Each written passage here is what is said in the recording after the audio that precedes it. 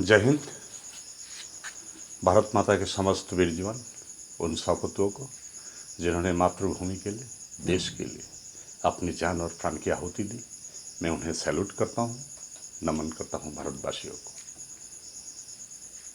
I am honorary Subedar major N K. Sarkar. I stand before you to express my views on the practical grounds of my country's going on. आज हम सब वाकिफ हैं हमारे देश के अंदर क्या चल रहा है, देश के अंदर की परिस्थितियाँ क्या है। देश के हर क्षेत्र कई प्रकार अशुभ और दुष्ट शक्ति के प्रहार से जूझ रहा है, चाहे वह सरहद पार हो या देश के भीतर। देश के लिए सर्वस्व त्यागी वीर महान शहीदों से लोहा लेते हुए हम वादा करते हैं, आपके बलिदान हम विफल नहीं जाने देंगे। देश के हित, राष्ट्र की सुरक्षा निर्माण के लिए हम बार बार मरेंगे, बार बार जिएंगे।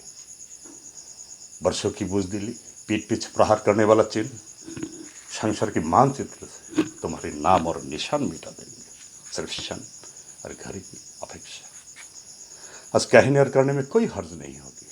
मेरे देश के अंदर बहुत सारे गद्दार बैठे हुए। इन देशद्रोहियों की, इन गद्दारों की पहचान आपके सम्मुख रखूंगा। आप इन्हें देखें, जाने, सुने और पहचाने, हमें राय दें। ये भी जाने हम जवान, हमारे जवान, हमारे सेना सरहद पर सीना तान के डटे हैं। आपको चिंता करने की कोई आवश्यकता नहीं है। शायद आपको अंदाजा नहीं है, आप रूबरू नहीं है विश्व भर में हिंदुस्तानी सेना की प्रहार कितना घातक हो सकता है। जो समय आने पर ही बतलाया जाएगा, दिखलाया जाएगा। उतना ही डर, उतना ही भय, उतना ही आदर, उतना ही सम्मान जो हिंदुस्तानी सेनाओं की चर्चा बाहरी मुल्कों में हो रहा है। आज के हिंदुस्तान वो हिंदुस्तान नहीं रहा। आज के भारतवर्ष विश्व भर में किसी भी देश का साथ अकेला ही लड़ने में सक्षम है। हमें किसी का भागीदारी नहीं चाहिए। मैदानी जंग में विश्व भर में जीत हमारी होगी, जीत होगी भारत माता की। आज मैं एक विशेष कारणवश आया हूँ और आते रहूँगा। मन में बहुत कष्ट है, दुख है।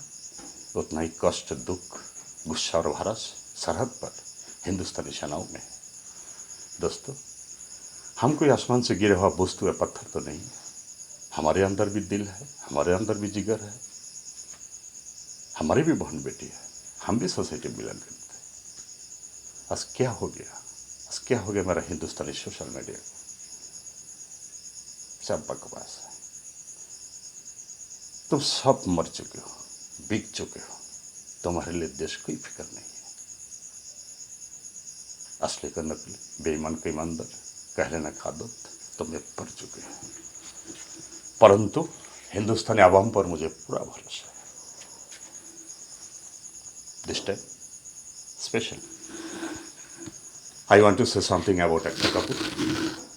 आप सब जानते हैं, but I don't want to say like this bloody and prostituted thing once more.